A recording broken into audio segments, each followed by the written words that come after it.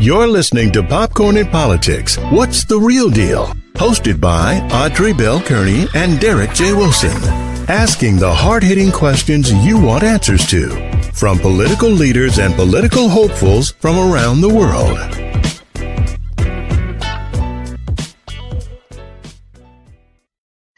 Good afternoon, all my people out there. Listen, it's a beautiful day here. Derek is running behind, but he should be here shortly. I got a great guest for you today. But before I do that, I just got to tell y'all something. So last night, the Great East Side Chamber hosted its first gala of the year, the annual inauguration for the 10-year celebration for the Great East Side Chamber, which I sit on the board as the director of media and technology. And Derek is the president of the board. So we had our gala last night, and it was so funny because it was so many elected officials in the house and so many candidates in the house. It was crazy. So my husband, I had to float around because, of course, we were running the event, Derek and I. And so we were kind of floating around. We really didn't sit down as much. We was all over the place. But my husband sat at a table. And so it was a reserved table. It was my table, reserved table, but it was some other people sitting there. So I didn't really know who was going to be sitting at the table. I just wanted to make sure that he and my friends had a place to sit while I floated around the building. So he came. So later on, I sat down. He said, every judge running for Georgia is sitting at this table. It was hilarious. So he was sitting at a table full of judges. And I thought that was so funny. But it was a beautiful, beautiful event yesterday. And we got a chance to meet a lot of people. We had District Attorney Patsy Austin Gatson in the audience. We had Commissioner Woman Nicole Love Henderson, who's the commission chair for Gwinnett County. We had Judge Veronica Cope in the house. We had State Representative Don McLeod, State Representative Rebecca Mitchell. We had, oh my God, it was so many. I know I'm leaving out some people. Tracy Kaysen. We had political candidates like Jason T. Hayes, who was on the show last week, also running for lieutenant governor, was in the house last night. We had Andre Johnson running for court judge. It was now, mind you, it was a lot of officials and soon to be possibly officials, but there were a lot of people in the room. We had a house. The house was full, y'all. And this was our first event that Derek and I pulled together literally in 2 months. Like, he decided he wanted to throw a gala in January. And March 19th, the gala happened. Now, I got to tell y'all, and I said this at the event, when Derek wants something to happen, he makes it happen. Even against me saying, I think we should wait. No, I don't think we should do it that way. He still's like, no, I'm going to do it. And he does it. And it turned out really great. We had about 125 people over at Barnes Mansion last night. It was beautiful. So I'm exhausted. So he's somewhere. I don't know where he is. I guess he'll be in here shortly. But anyway, my guest today is here. So the governor's race is going to be a heated one. And, we were talking about this. And so my guest, he'll be able to shed some more light on this. But, when President Biden ran for president, Kamala was his running mate. So that was his partner. And we knew that if he won, she was going to be vice president. Well, that's not how the governor's race run. So the governor has to run for his seat, and so does the lieutenant governor, which you would think that was an appointed position, kind of like the president and the vice president, but that's not how it works. So last week we talked to Jason T. Was it last week? I think it was last week. Was it last week we talked to Jason? Anyway, Jason T. Hayes is also running for lieutenant governor. So is our guest today, Representative Erick Allen. So without further ado, I'm going to bring Representative Allen into the room. Can you hear me? I can hear you. Can you hear me now? I can hear you now. All right, we're good. We're good. Thank goodness. So I'm glad to have you here. Thank you so much. This is always an interesting platform to me, and it's interesting because when I have to talk to people running for the same party, it's always interesting to see what people are going to say, because it's like, okay, what do you say when you got the same people running for the same party, in the same party running for the same position? And so, but I want to give you the opportunity to tell people who you are. And then I got a very interesting question that I got from you from a young lady I had coffee with last week, and she was a Republican. And okay. She asked me a question that I could not answer because I'm not running for lieutenant governor or any elected office, but maybe you could answer this. So before we get into that, please introduce yourself. So thank you, Ms. Curtis, for having me today. I am State Representative Erick Allen. I represent Georgia's 40th district, which straddles Cobb and Fulton County. So it's more North Atlanta, all of Vinings in Cobb County, a little bit of Smyrna, a little bit of Been in office since 2018. First ran for the seat in 2014. Took me a couple of times. I tell people I ran for this House. It was a 60-40 gerrymandered district with a 20-year incumbent Republican. I ran in 2014, back before running as a Democrat was cool in Georgia. And I did just what we thought we'd do. We got 41%. But on election night, instead of talking about how good of a job we did, I talked about the future and said I'm going to run again in 2016. 2016, we got 46% of the vote. And the same thing, said I'm going to run again. In 2018, was able to flip the seat. And in 2021, re-election with almost 60% of the vote. So I have taken a district from 60-40 Republican to 60-40 Democrat. In the state house. Kudos. I know, right? It's it's our time, and it's a lot of people talk about the demographic changes in Georgia, but I can tell you, the demographics in the district didn't change. What happened is Georgians got on the ground and started knocking on doors, making phone calls, and so the advocacy community in Georgia is just phenomenal. They know how to energize, to mobilize voters, and that's really what's made the difference. So. Back in last March, I decided to run for lieutenant governor. I know you're going to ask a lot of questions about it, so I won't get too much into to all the reasons why. But I'll just say that, the lieutenant governor role is an extremely important role, especially on the cusp of nominating and electing our first female governor to this seat. She is going to need a governing partner, and Georgians are going to need a governing duo that really understand the legislation, how to get things done. And with my experience, both as a leader in state government, when I was working with the Department of Behavioral Health, Developmental Disabilities as executive director prior to running for office, but also being in the legislature. And I'll add that I am the only legislator in either chamber, House or Senate, who has ever served as a working member and a leader in our government, and also as a leader in the legislature. So I look forward to the conversation and talking more about the platform and answering any of these questions. I heard the lead in, and you're absolutely right. The role of lieutenant governor in Georgia is very unique compared to other states around the country. So we can talk about that as well.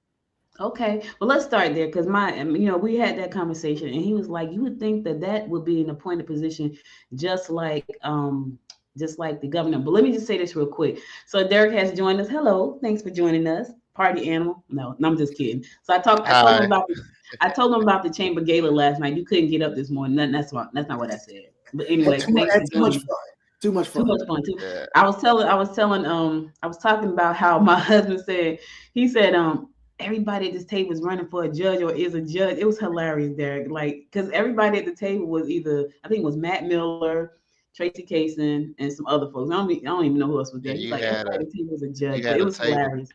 Well, what you got to tell them, the good thing about that is the first day of business law when I was in school, they came in and said, here's how law works in one sentence. A good lawyer knows the law. A great lawyer knows the judge. So whenever you sit at a table and know some judges, you're doing all right. All right. Well, there you go. We got it. I had a cup of coffee. I'm going to start right here because we hear this all the time: Medicaid expansion, Medicaid expansion, Medicaid expansion, Medicaid expansion. Right. So I had a cup of coffee last week with a young lady who's a Republican, but she said to me, "Listen, I'm going to vote on the side, even though she grew up Republican. She was going to vote on the side that met her goals and needs." So I said to her, "Well, answer me this question." And she's really nice. Had a great chat with her, and I learned something. I said, "Answer this question for me." I said, if I need healthcare or I need internet or whatever I need, if the party that's going to give me what I need, why would I not vote for them? Yep. Right? Because I don't understand that mentality, because I need healthcare. I got to have internet to make things happen. But I choose to vote against that party that's going to give me the things I need. She said to me, "What are we giving up for that?" And I said, "What do you mean?" She said, "Because if they're giving us free healthcare or whatever, what do we have to give up? Because I value my privacy." And as she said, she does a lot with alternative health stuff, like alternative medicine, vitamins and supplements. So that was her way. And I was like, wow, I had never thought about it. I couldn't wrap my head around why you would not want healthcare, but she felt like she was giving up something to get free healthcare or expanded healthcare. And so I don't know, can you speak to that or not? But I thought that was eye-opening. I can, and I'm so glad you asked that question, because sometimes we get caught up where everybody likes, there's a lot of buzzwords and Democratic politics, especially expand Medicaid. Nobody knows what that means. I mean, very, very few candidates and those of us that are in the Capitol every day and looking at the budget and fighting over those things understand what that means. To that young lady, what I would say to her is, you're not giving up anything. You're actually getting. What people don't realize, when the Affordable Care Act passed 12 years ago, every Georgian right now is paying into that pool. The problem is we're not getting everything drawn back down that we are putting in. We are leaving billions of dollars on the table. So when we talk about expanding Medicaid, the question is not, what do you have to give up? It's the question of, what have you been giving up the last 12 years? If we were to expand Medicaid today, not only would it not cost Georgia 1 penny, it would bring almost $2 billion back into our state budget to be spent on other things. That could be reopening some of our rural hospitals and giving them some grants so they can be viable until we, get all of them back on their feet with insured Georgians. It could be put into our mental health programs, which we woefully underfund in the state. It could be put into substance abuse. It could be put into programs to, aid returning citizens from prison back into the community. There are tons of things that we could do. If we had $2 billion extra in our budget, and just think, in the last two budgets, the supplemental, and if I get too far in the weeds, just tell me to pull up. But the supplemental budget for 22 and the 23 fiscal year budget, we returned $1 billion to taxpayers in just tax rebates. Okay, so everybody's going to get, if you're single, you're going to get $250. If you're a joint filer, you're going to get $500 rebate, and then there's going to be a tax cut, $1 billion tax cut coming in 2025, all because Republicans said we got too much money. But we could expand Medicaid for zero, and their argument is we can't afford it. So it's really about priority. So I would just tell the young lady walking her through all of that it's not about what you're giving up. It's about what you have already given up and won't be able to recoup, because the 12 past years of failed leadership has refused to provide Georgians that need it the most access to health care, but benefiting our entire state by giving money. Like I said, right now, it would be a net positive to our budget to expand Medicaid. Wow. So I do have a. Go ahead, Erick.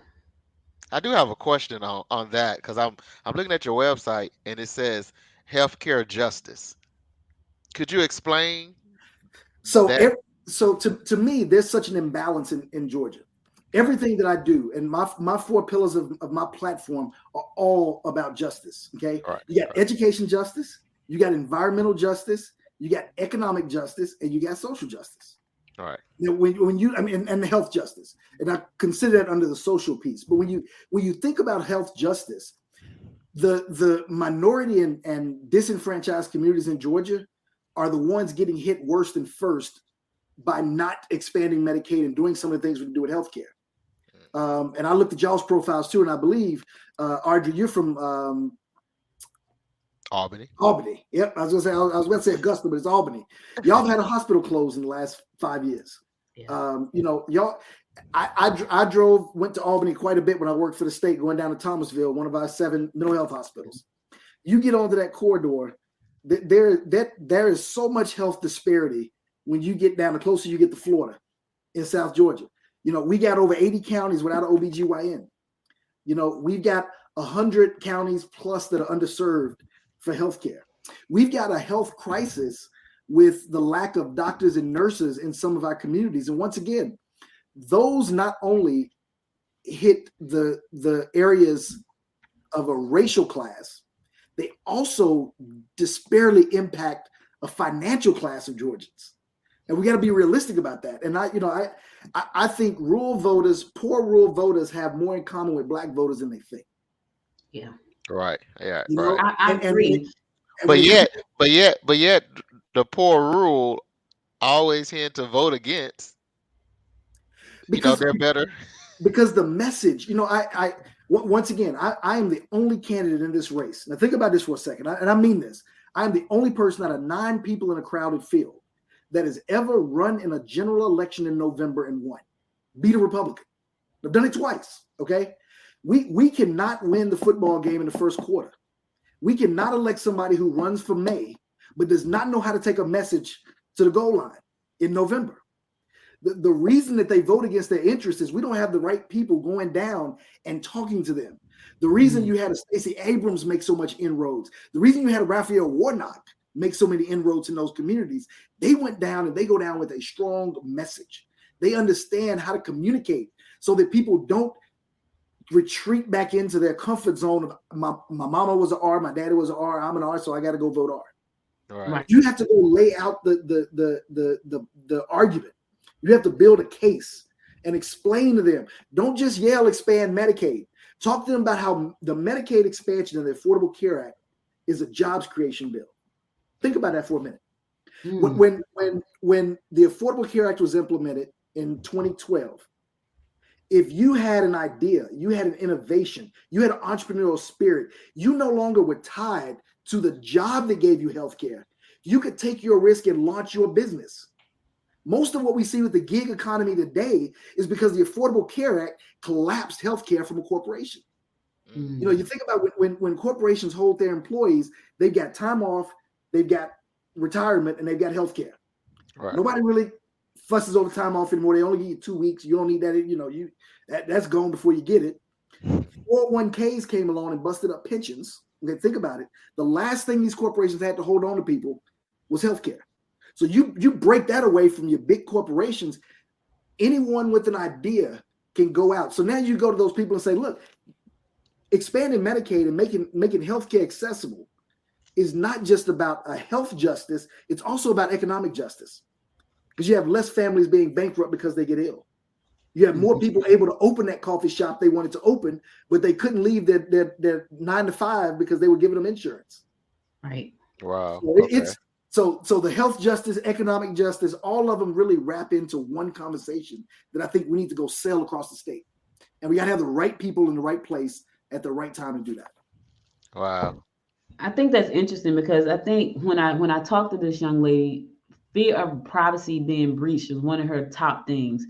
But the other thing that I thought was interesting is that she felt like you should take control of your own health through alternative health methods. Now, there are a lot of naturalists out there that they don't take any, no, they don't want to take any medicine. They're not taking any medicine. They don't even want to go to a hospital. So, but I felt like for her to feel like everybody should do that was being unrealistic, right? Because people are not going to do that. They're not going to take vitamins and think that's all. Because you go, especially if you go to church, God going to do it. So God and the doctor going to do it. It ain't going to be. You heard that too. Folk going to church talking about, I ain't going to wear no mask. If God want me to get it, and get it. So that's right. So, but that was her view, and I thought that was pretty interesting.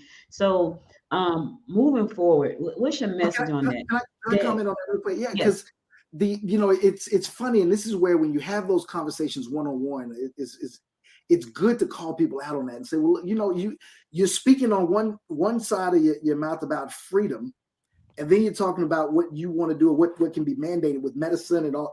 We want the freedom for all. Let's make sure everybody's got access to healthcare, but it's the healthcare they choose. Right. And we've got to, you know, so let's say we both agree. We both agree on the same thing. We don't want to sacrifice privacy, whether that be your data or your right to use holistic medicine over Western medicine. You know, we don't. I agree. I would agree with her 100%. Let's relieve all that red tape and let you choose what works for you. But let's also agree at the same time, we'll be a better society if we don't focus on healthcare, but we focus on wellness. And that's a whole justice component as well. Let's talk about fresh foods. Let's talk about our food. Right. Let's talk about. Let's not wait to a crisis to insert an insurance company. Let's talk about wellness and start doing things that can create a healthier environment and lifestyle. So it's not an either or. It's kind of a both and a holistic approach. Wow.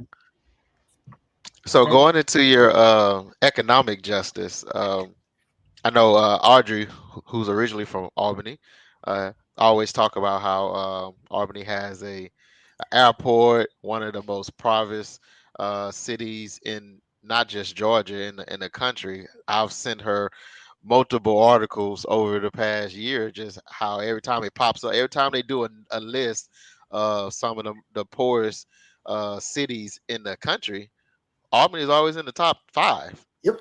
And so Okay, my question is, as Lieutenant Governor, your economic justice, how does that fall into helping areas like that?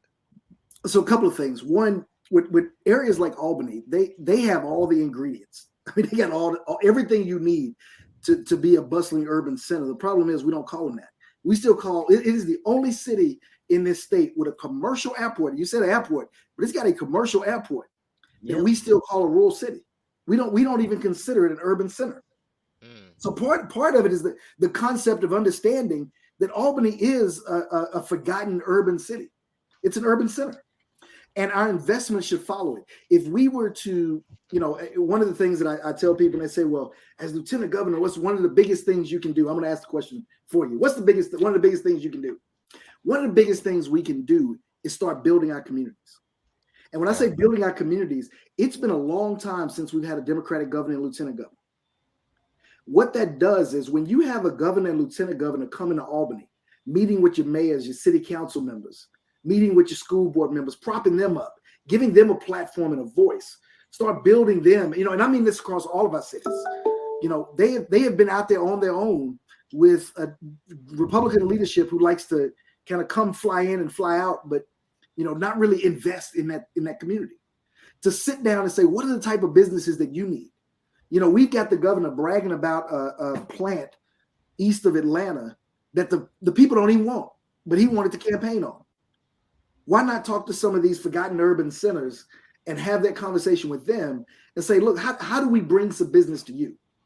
How do we help take some of the sting out of the jobs that you lost?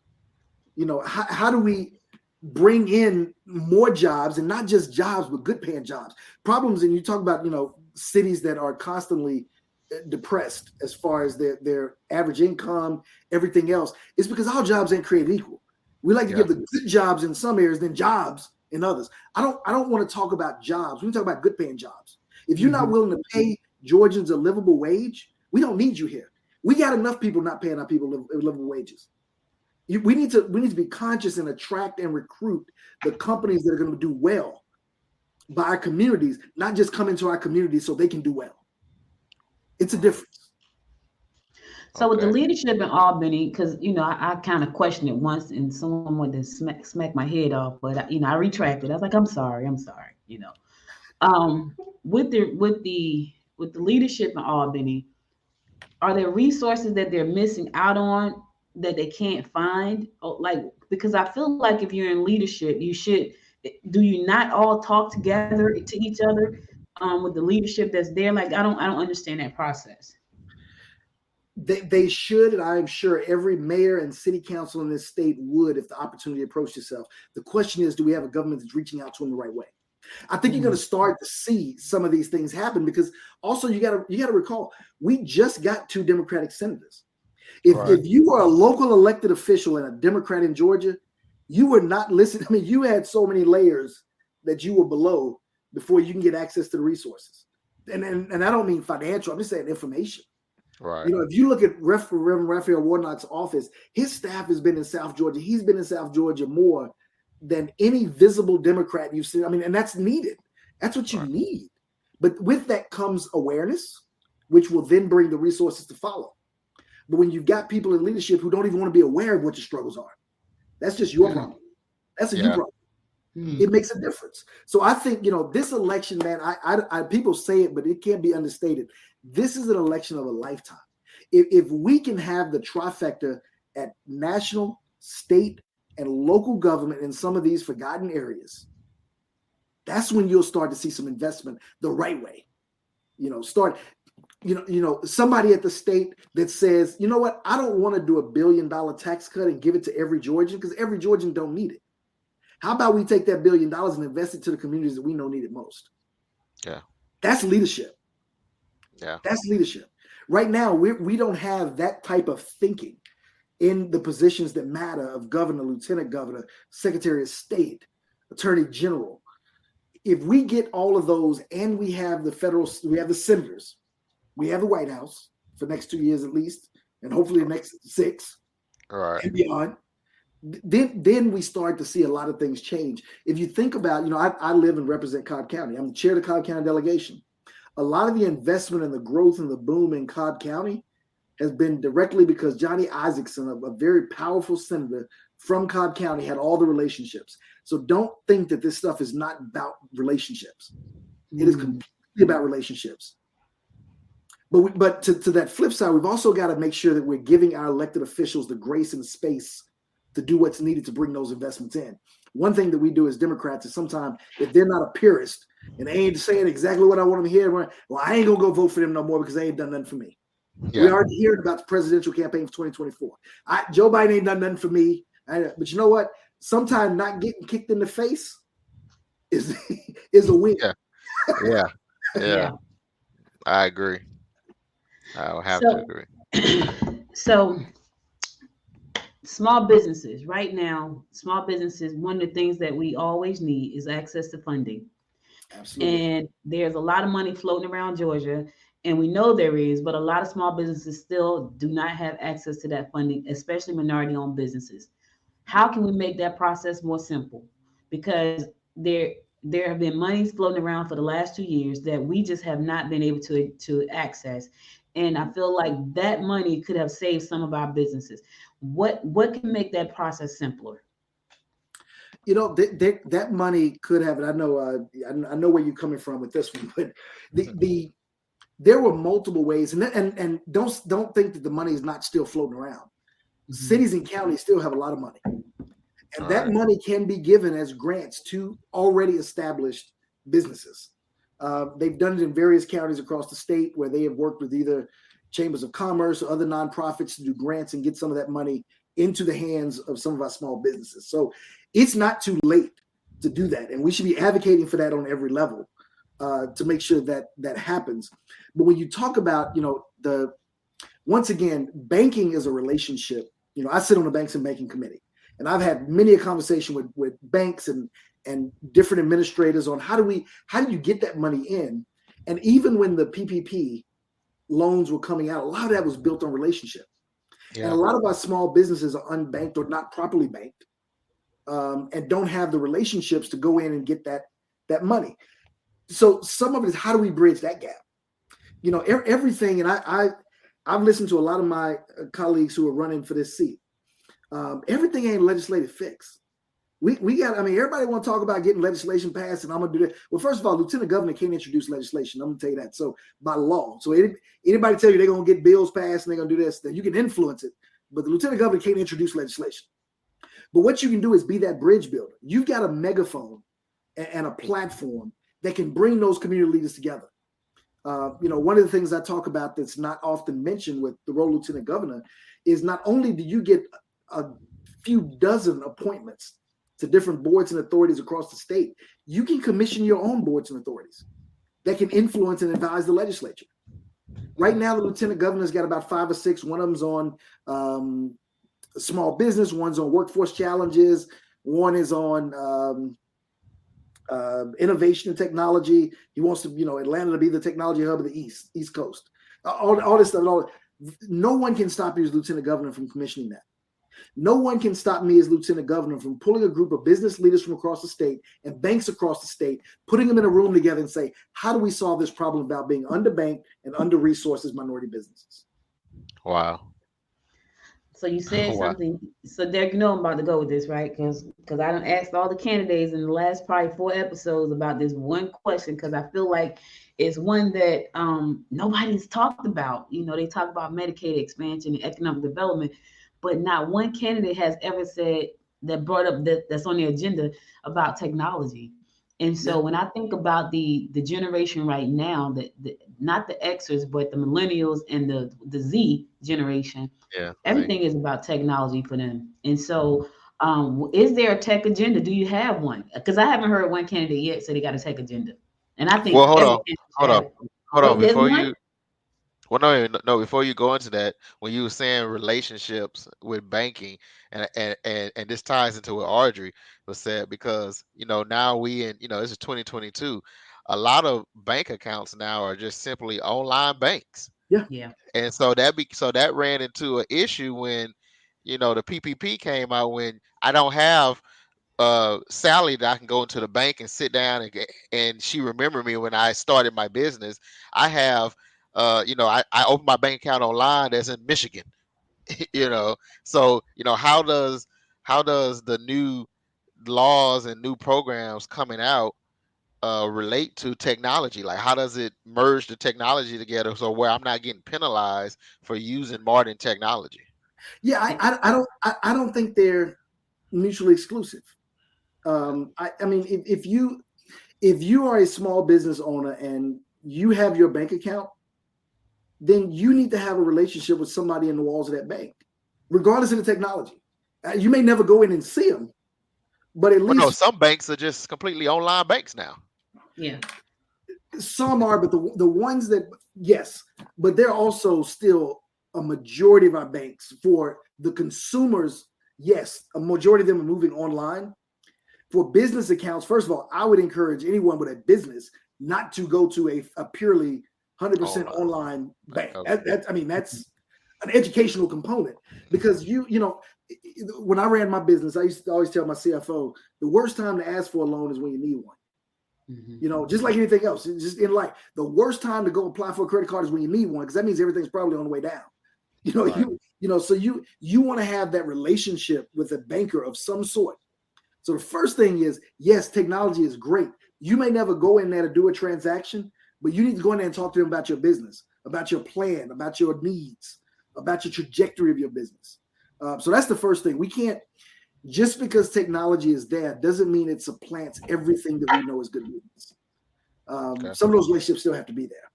And to your point, Audrey, to me, there's always a technology agenda. I don't think there's anything we can do without technology. In my platform, when I talk about economic justice, one of the things I talk about is, I think you mentioned it earlier today, was rural broadband and having access. To me, that's a part of that economic engine that you have to have in order to do that. That is a thread that goes across, everything. To me, technology has almost become one of those things that kind of fall into the background. You don't even think about it. It's almost like the wind. Right now, the different amounts of technology that we're using right now to conduct this conversation is just immense, but we don't even think about it. We just kind of go, we go through it, and so the technology is always there as a component to everything we do. We can't talk about education justice without talking about technology. Right. We learn that from COVID. I agree, but I think when we look at new technologies, and I think some people think that they're so far away, and they really aren't. And you can tell they aren't when you see the big dogs like Mark Zuckerberg and Microsoft and Adidas and all of the gaming platforms. They're already there. For the average consumer, it'll take about another 3 years for us to get there. In the meantime, there are jobs that could be created. There are careers that could be created. There are businesses that could be created, and so we need to prepare our communities for those jobs and for those businesses to be able to start, but they also need to be some funding in place. And I give you a prime example. So as I said earlier, Derek is the president of the Greater Eastside Chamber of Commerce. And one of the things we want to do is launch our metaverse for that chamber, for our members, right? Because we know small businesses just don't have the time to do that, but the chamber needs funding to do that. How can the chamber access funding for that? So the small business owner who's already working on a limited amount of money, of capital, don't have to come out of pocket to help produce the metaverse for themselves, which is going to cost anywhere between $30,000 to $500,000. So when I say that, I think about, that's what I'm thinking about, because we deal a lot with small business owners and we want to help them take the business to the next level. But we know as a mom and pop or solopreneur, there's just not funding out there for something like that, right? Not for most, maybe some, but not for most. And so now we have this new generation of entrepreneurs. We have this old generation of entrepreneurs who are definitely afraid of tech altogether. They need to be educated. You got this new group who say, you know what, we want to do it, but we don't have the cash. How do we bridge that gap right there? And how do we help organizations like the chamber secure funding so we can build these platforms so our members don't get left behind and they can compete on a higher level? Yeah, and I think we're saying the exact same thing. I'm just saying it from the standpoint of the technology is invisible. What you just talked about is an economic issue. Getting the funding. The technology is there. Right. How do people reach it? Right. You know, the arms are just a little bit too short to grab on to, you know, what they're trying to grasp at. How do you bridge that gap? That you're asking the absolute right question. How does the state, what role does the state play in funding some of those initiatives? You know, giving more grants through economic development. You know, giving more grants through community development. How do you work with your cities? Right now, we are once again. I said it earlier, so I won't, you know, say it too emphatically, but you know, we just gave $1 billion back. I'm not saying we don't need to give that back to taxpayers. We don't need to give that $1 billion back to the hardworking people of Georgia. It's just a matter of where do you give it back? Where do you divert those funds? You know, and I think that we could, working with people like yourselves who are in a chamber and all the great chambers across the state, with the Georgia Chamber of Commerce, find out where are those pockets. I as a taxpayer, would feel much better putting that $1 billion into a grant fund, saying, yes, we did a great job as a state. We've got extra money. Let's put that into this grant program and let's help our educators, our small businesses, our healthcare systems who are struggling. All of those we don't need to give it back in the form of $76 per Georgian. That ain't gonna make a dent. Right. It's not. But that money could be. So I think we're saying the same thing, is that it's not just the technology. It's how do we make it reachable for people? How do we make it accessible to people so they can run their business? What's the plan, man? What's the plan? Well, like I said, you first start to put a budget together that reflects the priorities of Georgia. A budget is, you know, I learned this when I first got to the legislature. Somebody said the budget is not about the money. It shows the priorities of the state. Yeah. You think about that, that's, you know, pages and pages and pages. I got my book here somewhere. It'll blow your mind to see how thick that budget book is. We look at it every year. And all it is an outlay of the priorities of the state. What I'm suggesting to people is we need people to understand how that works and shift those priorities just a little bit. When you have that surplus, how do you want that to be spent?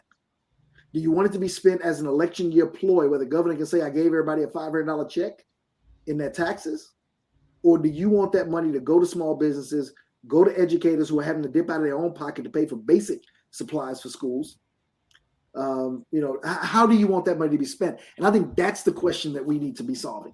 That's a good question, but here's another question on top of that question. So if you ask regular everyday citizens, do you want that money to go to this fund, or do you want that $500 to go in that check to you? How do you say they're gonna say send me $500? So what? How do you? They are if you go to them with that question, but it is an election year ploy. I'm telling you, it's ironic we only have these surpluses on every 4 years. Yeah. Okay, that money is not extra money. Something is being cut. Something you think about all the different things across states being underfunded. That money is not just extra money. I don't know anybody that drives down our roads or is sitting at home without internet or is sitting in a school that is using books from the 1990s and 80s. I don't think any of them will tell you that the state has way too much money and we need to just get rid of it. I think they would be just fine knowing that money was invested smartly. That's my proposition. Well, Rep. Allen, let's say this is a year from now. This is March 20th, 2023. You within your first 100 days as Lieutenant Governor. What would that look like? You know, it'll look like a Georgia that's more reflective of the people that live here.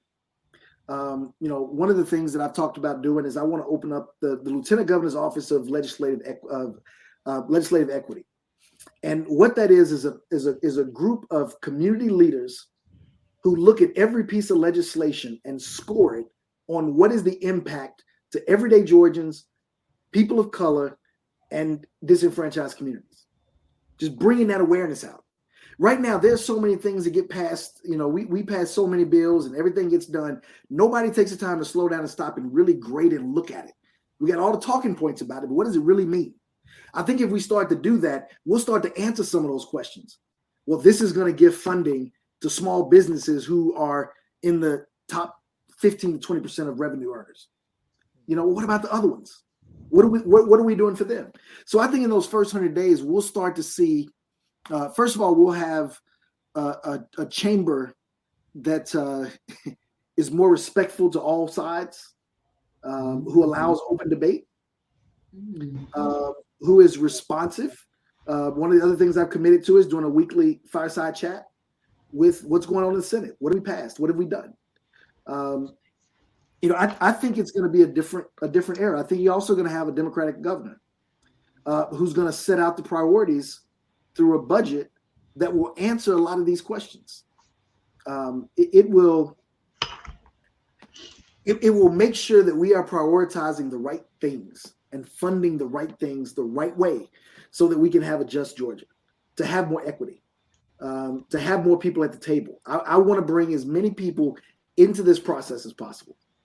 And being down in the Capitol, I understand that's not, especially the last 2 years because of COVID. The People's House it's not a lot of people in the People's House.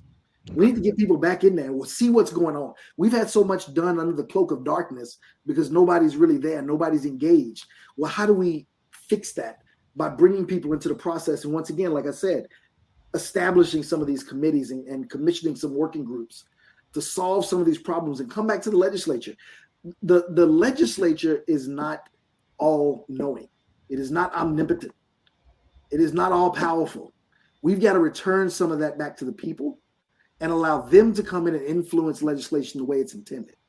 And right now, that's just not happening. So how does the lieutenant governor office work if there is a Democratic lieutenant governor, a Republican governor, and a Republican majority? Same way. There is nothing they can do to stop me from doing everything I just talked about. Okay. Now, the only thing we won't have a Democratic governor drawing the budget, but that don't mean that my task force on equity can't sit there and tell the people exactly what they're getting. Call out the legislators that are supporting it. There's nothing that stops me from making the same appointments to authorities and boards. People, and I don't know if this is where you're going with it, but everybody talks about how they stripped the lieutenant governor of power. Yeah. So that's probably where you're going with it. But, there are inherent powers granted through the Constitution of Georgia, and it says that the powers of the lieutenant governor are granted through the legislature and the governor. But there's only so much they can do. The goal is to have, and I just see it a very unlikely scenario that we have a lieutenant governor that's a Democrat and a governor that's a Republican. I think those times, last time that happened, you had Sonny Perdue, who had just beaten Governor Barnes. You had Mark Taylor, who won his reelection and was lieutenant governor. And when they stripped Mark Taylor of his power, that was through SR 5, Senate Resolution 5, which was law that they had to draft and pass in both chambers. But then a Republican governor had to sign off on it. So they, everybody, as long as we get the backstop of a governor, which I can make the whole case, we should do a whole show on why we are living in what we're living in now, because 53,000 people didn't show up to vote in 2018. Yeah. But we need to make sure we correct that and get a Democratic governor in place.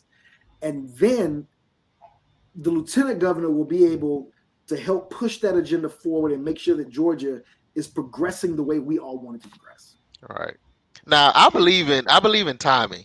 And so, although we all was upset that Stacey Abrams was cheated out of her election, don't you think that it was best that she did lose? Because if 2020, if that was a Democratic governor in office, how brutal would Trump have been? Well, I don't know if he could have been much more brutal. Right. Just imagine a Democrat, a black woman.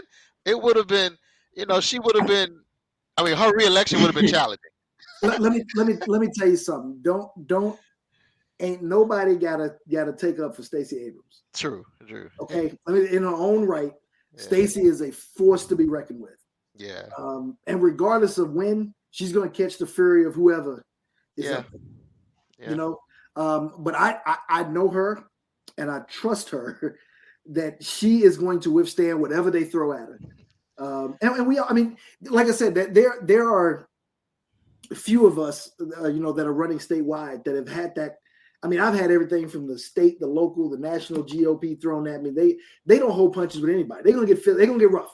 Oh, okay. It's gonna get tough.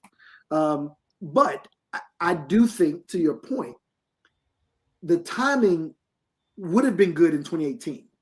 Okay. Because you think about where we are now, we got 159 counties in the state. And I'm chair of one of the big four that got robbed of their ability to write their own county commission and school board maps and redistricting.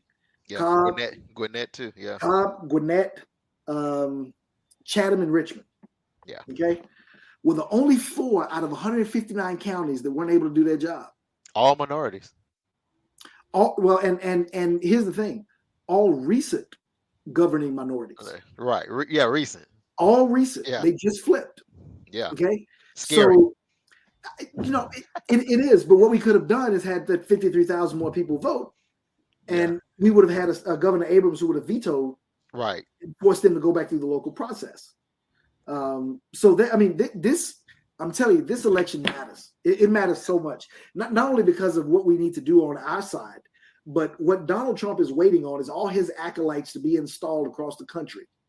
So when he runs again in 2024, the vote will truly just be a sham. It does not matter what happens on election day.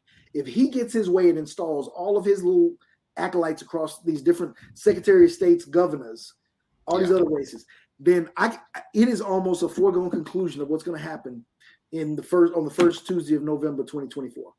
Lord, let's play that don't happen. Yeah. Right. Yeah. We don't need that. To stop that, we need everybody to get out and vote. It is important. And do not be complacent to, what's happening nationally. Oh, Joe Biden's polls in the 30s. I tell people all the time, Georgia got Georgia. Georgia didn't need Joe Biden to flip these seats. Georgia didn't need Joe Biden Joe Biden is going to be an asset regardless of what we do, but Georgia got Georgia. We are going to get on the ground. We are going to energize. We are going to organize, and we are going to mobilize. No matter how they try to strip away our rights to vote and make it more difficult, we are going to get out there and prove to them it does not work. What's going to be the? Oh, sorry. I was just going to say to that, you have people who will be facing some challenges when it comes to voting. So what are some, because me personally, when they were talking about all the different ways that you cannot vote, I'm thinking, well, we just going to go get some buses and pick them all up and bring them down to the voting poll or drop the ballots off. What are some of the things we can do to make sure that people can get to the polls and vote? Most of it's education. We got to educate. Most of what changed is on timing and access, basically. Yeah. A lot fewer drop boxes. So we got to make sure we let them know where they are. We got to, and when you can go, because timing, then now they're only open the same hours you're going to go early vote and in those same locations. Wow. You can apply for your absentee. Let me look in the camera and tell everybody listening. You can apply for your absentee ballot today. They will first start being shipped on April 5th. So early voting starts May 2nd. We need to just be drilling these things into people's head. You can go out and apply right now for that way, if you run into any hiccups, it is March. You got until May to get it fixed. Now, what's going to be the driving motivation for Democrats to get out to vote? Because Warnock is basically unopposed, Stacey is basically unopposed. So what's going to be that driving force in May? Because we know November, they're going to show up, hopefully. But what's going to be that driving force in May to get the people out and to make them realize that this is, a serious primary? If you want to have a say in what the government of a Governor Abrams looks like, that's why you're going out to vote. If you want to make sure that she has a competent Secretary of State, a competent Lieutenant Governor, a competent Attorney General that'll have her back and will understand on day one how to govern and how to get things done, that's why you go out and vote. We can't leave this to chance. I'm sorry. I firmly believe, as every candidate that comes on should, that I am the best person to be the Lieutenant Governor for all the reasons that I outlined. I'm not running on rhetoric. I'm running on a record. As I said, I'm the only person in this race who has ever won in November. That matters. We need someone who can get it all the way across the finish line. I'm the only person in this race with a perfect score from the NAACP. I'm the only person that scored a perfect rating from Georgia Conservation Voters on the environment. I was the 2021 Legislator of the Year from the Georgia Mental Health Consumer Network. I've got the receipts, as they say, to show that this is not about rhetoric and all these talking points. We need to elect people that have done the work and who know how to do the work when they get in these offices. So that's why turnout is important. Because if you leave it to fate, you may leave it with a ticket that's not going to be the best ticket to get across the finish line in November. And that hurts everybody at the top that you staying at home because you don't get a chance to vote for. Now, number two, that was the first one. But number two, this is the best dry run you can have. Audrey talked about all the different changes to the voting law. Well, I tell people, you don't want November to be the first time you confront SB 202. Yeah. You need to get out in the primary and do it. So you know where your drop box is. You know what time it's open. You know how to apply online for your absentee ballot. Do your dry run. Do it now, because we cannot wait to November for you to do this for the first time. Wow. All right. Well, I was sitting up here smiling because you said, I got the receipts. I'm like, not the receipts, though. Not the receipts. I think everyone would agree, and everybody I've talked to agrees, that it is important to have that experience. You know, there are certain jobs you can get where on-the-job training is okay.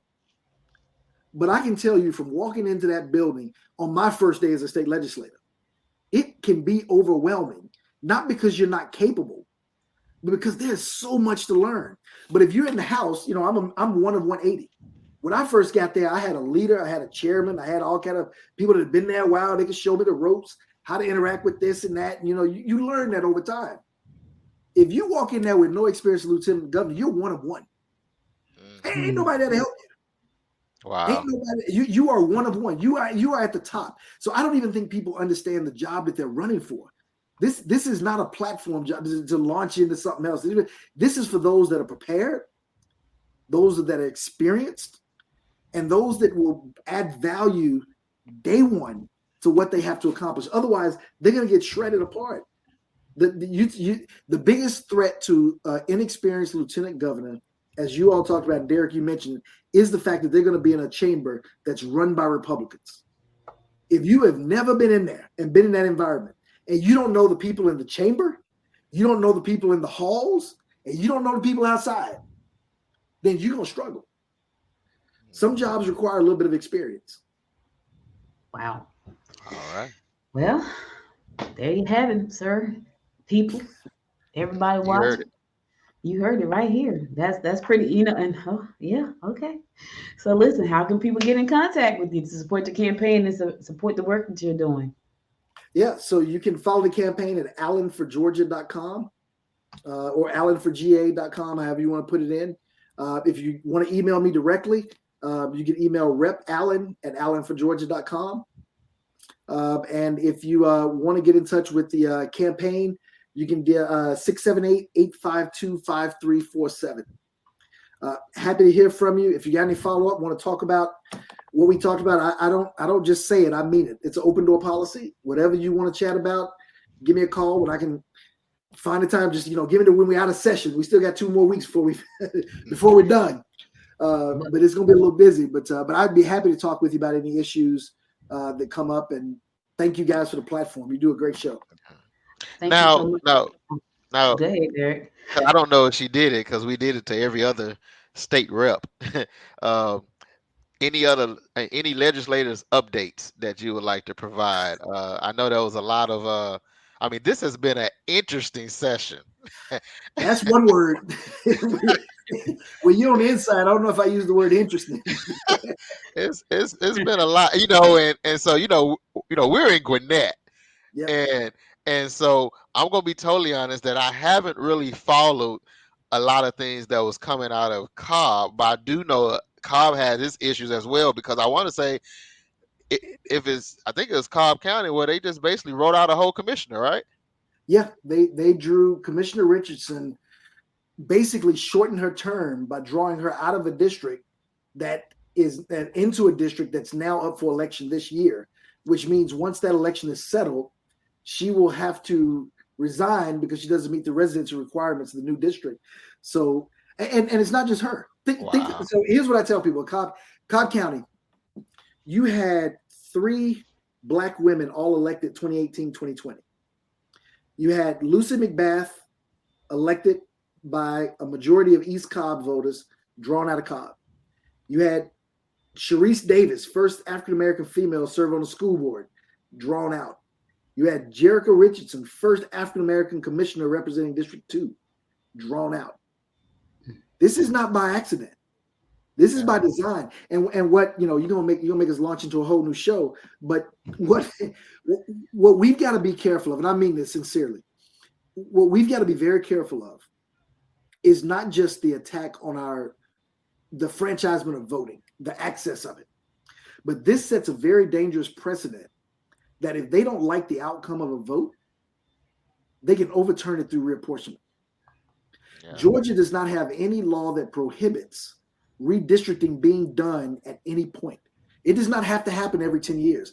There's redistricting going on all the time. Oh, wow. Okay. There is nothing that prohibits that. So if we sit by and let this happen, what we're really saying is we are okay with the laws of Georgia allowing a majority to draw out duly elected members of the minority party because they don't like the outcome of elections. That is very, very dangerous. And that's where I'm hoping legal action can be successful, because we can't have that precedent. Because it's Cobb County today, it's Gwinnett next time. And it may not even be in 10 years. That's what I'm trying to tell you. This could be next session. If they get away with this could be next session. They start to target all of those commissioners they don't like, or school board members that win that they don't like, and can shorten their term by drawing them out of their district. Wow, I didn't even know that. I thought it was only every 10 years. I didn't even know that. There is nothing that prohibits reapportionment from happening at any moment. For example, in Cobb, we did the 2012. And this is all still about District 2, really. In 2012, the maps were court drawn because of some issues. In 2015, they came back and drew District 2 again just to protect the incumbent. They tried to come back and do it again in 2017, but it was unsuccessful. Everybody kind of backed away from it a little bit, and that's when everything started to shift. But there's nothing that prevents you from redrawing and tinkering with the lines at any point. Wow. I've asked this question on the show. You can't do that for congressional, but the local district commission and school board. I'm sorry, Audrey. I'm sorry. I've asked that on the show before, and I've asked it to some sitting leaders. What can we do? And I've heard one person say, well, nothing we can do. I just got to go out there and fight my fight. So you're saying there is something that can be done. What is that something? I would love to come back when we get further along into the legal process and talk about it. Okay. Are you a lawyer? Are you an attorney by trade? No, I'm not. Oh, okay. No, I'm not. But I will be more than happy to give updates as updates come. Okay. The Cobb County maps will be challenged on several fronts. The other thing we can do. Does that include the federal too? No. Okay. There's already been a ruling on congressional maps. I don't know if you all. So the federal judge has already given a ruling that we will have 2022 elections on the current map. There's a trial date set for 2023. So there's a possibility that if things go well in the federal courts, there could be a new map for 2024. But for this election, these federal maps are what they are. We're going to be running on these maps. I would expect that to be the same case for any state map as well. This challenge this late. It's too late. I mean, like I said, ballots are going to start being shipped on April 5th. It's pretty much too late. Too late now. But to the point of what can we do when people say we can't do anything? Elect a governor that would veto these bills. Yeah. Full stop. Donald Trump won the presidency off one message to core conservative voters. Y'all remember what that was? Make America great again. The courts. The courts. Oh. He had a narrative that he was going to conservative judges all the way across the board, and he was going to control the courts. And Republicans looked the other way from him grabbing folks to everything else because they said, we want to own the courts. Yeah. Democrats, we got to get a single mind on this. We need to stop bad legislation.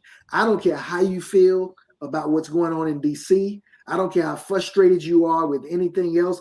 We need your vote to put Abrams in office so that we can stop bad legislation. That is the only thing that's going to stop these other counties from coming after their elected officials. Oh, wow. All right, we got to wrap it. Wait. One question, Derek. I got one. Stacey's your friend, and we would love to have her on this show. Can you put in a word for us? I do not handle that scheduling. Just put in a word. I don't need you to handle the schedule. Just put in a word for us. I think every candidate should come to your show. So I will tell you. We done had pretty much all of them. We need Stacey now. Yeah. I mean, but you can tell everybody else as we work our way up. And just a quick one, we ran into each other yesterday. Yeah. And so I'm just, again, I believe in timing. So I'm glad that we was able to connect. And speaking of timing, Well, thank you so much. This has truly been eye-opening, and it gives me and the rest of the voters, I'm sure, a lot to think about moving forward and making sure we get out there and vote for the right candidates. I want to thank you for your time and your commitment and your service to our community and to our state. Thank you. Thank you for your service as well. This is truly a public service. Thank you. All right, listen, y'all heard it right here. Listen, get out there and vote. Do not mess around, play around. This is a very important election. Go to the polls in May and go back in November. Don't go in May and don't go in November. You got to go both times because they're very important. But thank you again for listening. We'll be back here next Sunday, same bat time, same bat place. Y'all stay safe out there. And until next time, make it a great day. Bye, everybody.